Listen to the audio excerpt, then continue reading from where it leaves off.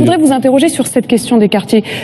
Vous dites par exemple que vous allez renforcer la lutte contre les trafics. Les trafics, c'est devenu pour beaucoup de jeunes une source de revenus, un business. Si vous supprimez ces trafics, est-ce que vous leur donnez un job par ailleurs? Sachant que, regardez, simplement à la Grande Borne, les jeunes, 60% des jeunes n'arrivent même pas à trouver un stage de 3e. Bien sûr. La vérité, c'est que d'une ville à l'autre, les résultats n'ont pas été les mêmes parce que les politiques n'ont pas été les mêmes. Moi, j'ai mené à mot ce dont je rêve pour la France. Une politique de droite décomplexée qui a consisté à mettre le paquet, cher François, sur la sécurité urbaine. Le paquet. Parce qu'en réalité, on ne peut rien faire si on ne reconquiert pas ces zones de non-droit. Et si je parle d'effectifs, je le fais en connaissance de cause. C'est parce qu'on a mis des policiers municipaux armés, des caméras, pour compenser la baisse de police nationale qu'on a réussi, laissez-moi finir juste là-dessus, qu'on a réussi d'abord à rassurer les gens.